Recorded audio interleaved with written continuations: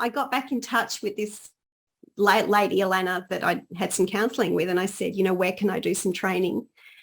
And she told me that she ran a school. And so I went and signed up for her course. And as soon as the day I walked into that holistic counselling training course, where we did a lot of meditation, we did a lot of personal development work, a lot of retreats, a lot of different things, a lot of healing. I knew I had walked into something that was going to change my life forever. And it really did. I drank in that training. I just drank in every second of it.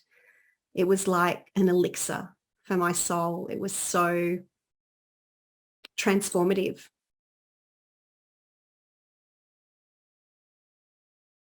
It was definitely a space that it was easy to be playful. It was easy to be casual and relaxed, and it was easy to experiment. And that's what I say to a lot of the diploma students is, don't worry if your groups start off small. That is the space in which to bring in all the things you've always wanted to try out in your groups and just try them out. It's completely free. That space is your free play space. And so all that play becomes like with children, we encourage them to play because that's how they learn and that's how they develop skills. And so, there would be things that, for example, I'd seen Alana do in her teaching that I wanted to try out. And so I'd try them out on my group.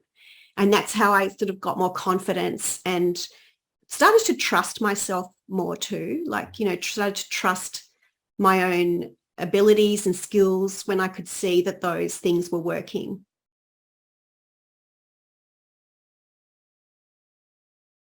I just think it's the vulnerability of inexperience and my own insecurities, and all of that sort of thing, and also that sense of starting to get out there and feeling like you're putting your heart on a plate for people, and that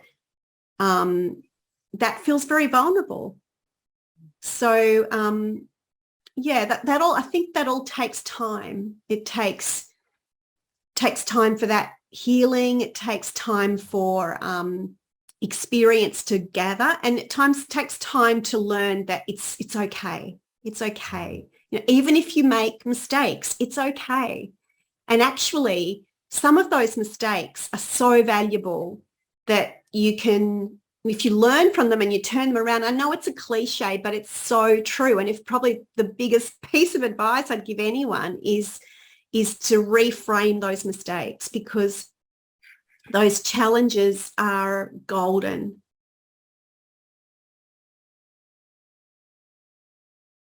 Could you perhaps speak to mentors generally for you and what sort of role they've played in the development of your business? Yeah. I think, well, for me, they've been so important. I think for a start, as I was talking about the self-doubt and the insecurity and all that stuff that's there and the anxiety when you're first beginning, I think just having someone who has your back, someone who believes in you is a big deal. Someone that says, I think you've got what it takes to do this. And someone that you really respect saying that to you, I think that's, and even though it took me a long time to believe it, hearing it over and over again was really important for me.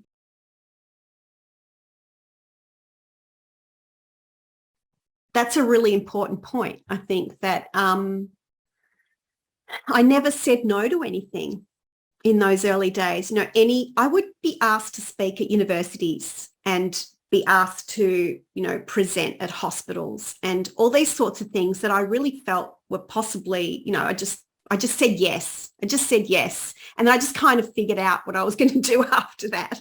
Did it scare you at all? Of course it did. I was terrified. But that was okay. I always figured that's just part of the journey. You do that. You say yes, and then you gather what you need to be able to do it.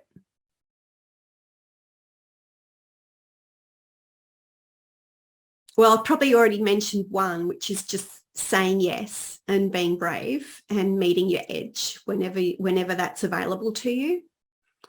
Another key thing is at the same time also being honest with yourself about everything, being honest with yourself about what you don't know and what skill set you might need to improve on.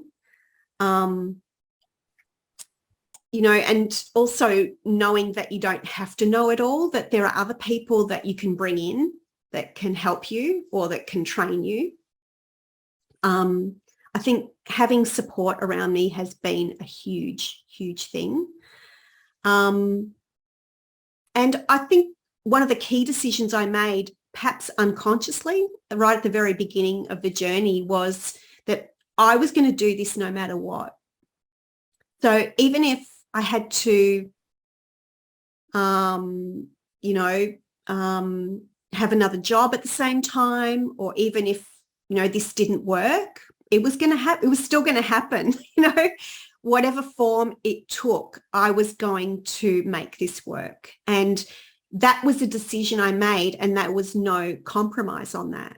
And the rest was then about me figuring out how to make it work and going through the roller coaster of all the different things I tried and the ways that I might, refine or change or develop things to make it work. So, and I did often reinvent things and change things and all that sort of thing. It wasn't a linear process by any means.